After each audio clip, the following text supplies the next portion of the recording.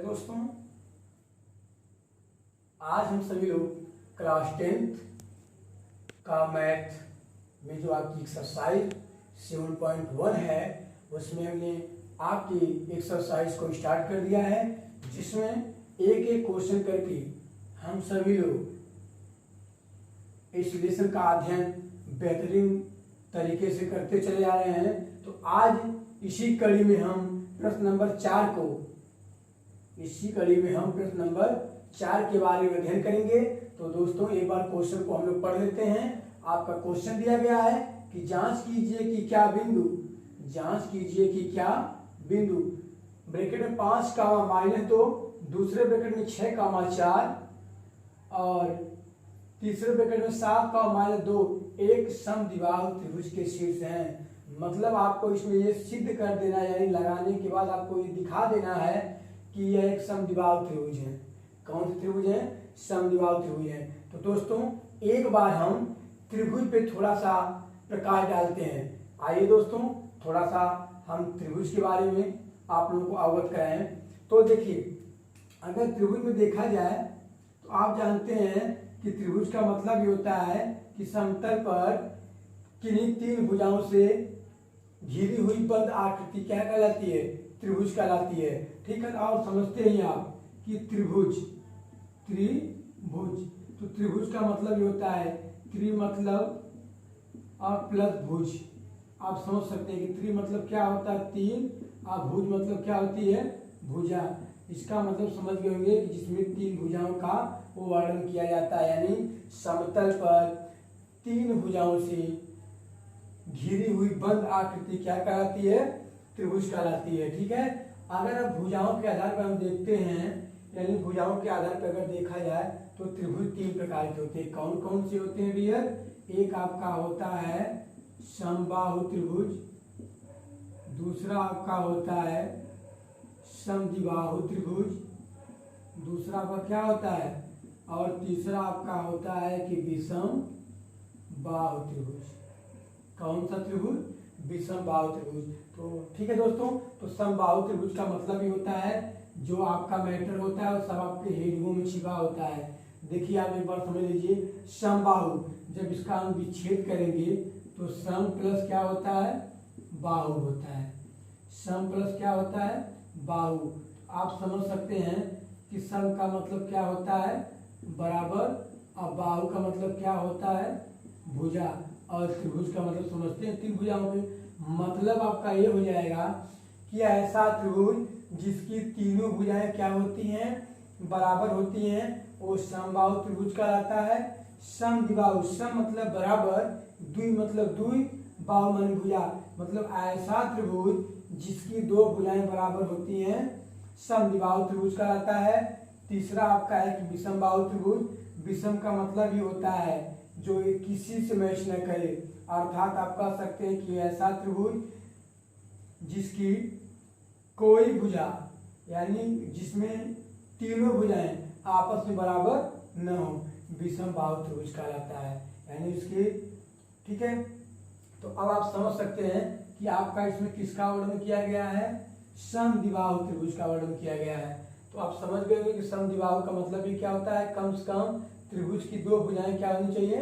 बराबर होनी चाहिए। ठीक है, तो आइए दोस्तों हम क्वेश्चन को सॉल्व करते हैं। ठीक है, अब आपका आ जाएगा सॉल्व। ठीक है, अब देखिए इसको आप मान सकते हैं कि यानी बिंदु ए के निर्देशांक क्या आ जाएंगे आपके? 5 -2। यहाँ बी के निर्देशांक क्या आ जाएंगे आपके? 6 और सी के निर्देशांक क्या आ जाएंगे? 7 -2। तो दोस्तों नोट किया जाए, x1 का वैल्यू कितना आ जाएगा? 5, y1 का वैल्यू -2, x2 का वैल्यू 6, y2 का वैल्यू 4, x3 का वैल्यू कितना? 7, y3 का वैल्यू कितना? -2। इसको नोट करने से आपको क्वेश्चन को लगाने में आसानी होगी। अब देखिए त्रिभुज के तीनों भुजाओं को नोट करते हैं। अब आपके क्या आ जाएंगे? यानी ए बी के बीच की दूरी। फार्मूला आप जानते हैं कि x2 - x1 का whole square plus y2 - y1 का होल स्क्वायर। अब ए बी इक्वल टू आप समझ सकते हैं कि x2 तो x2 की वैल्यू कितना है 6 माइनस 5 का क्या हो जाएगा होल स्क्वायर प्लस y2 की वैल्यू क्या है 4 माइनस y1 का वैल्यू कितना -2 पहले से सूत्र का तो +2 का होल स्क्वायर। ठीक है। अब ए बी का हो जाएगा 6 में से 5 जाएगा 1 का स्क्वायर प्लस 4 2 6 का स्क्वायर।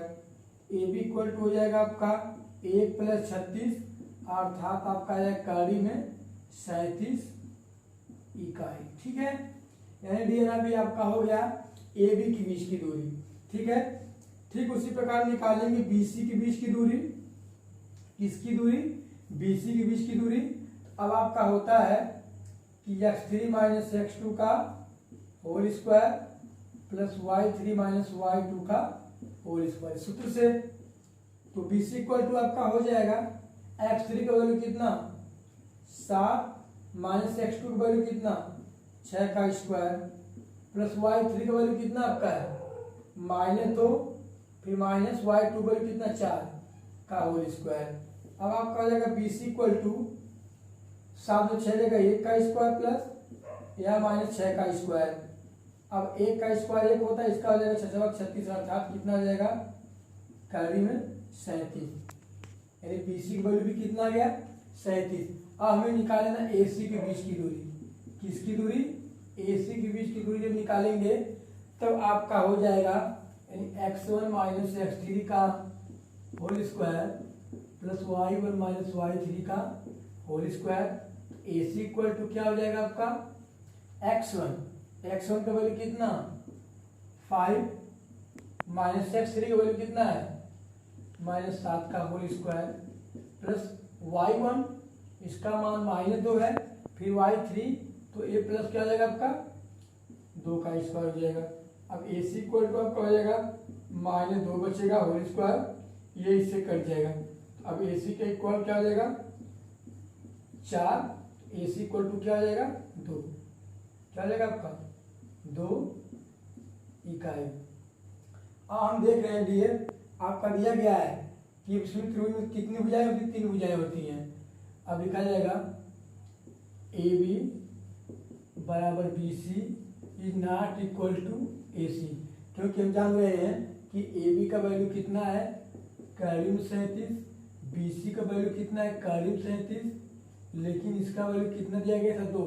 ठीक है, तो आप इसको सीधे लिख सकते हैं कि AB equal to BC is not equal to AC। अब लिखा जाएगा आता है त्रिभुज समद्विबाहु। त्रिभुज आता है त्रिभुज समद्विबाहु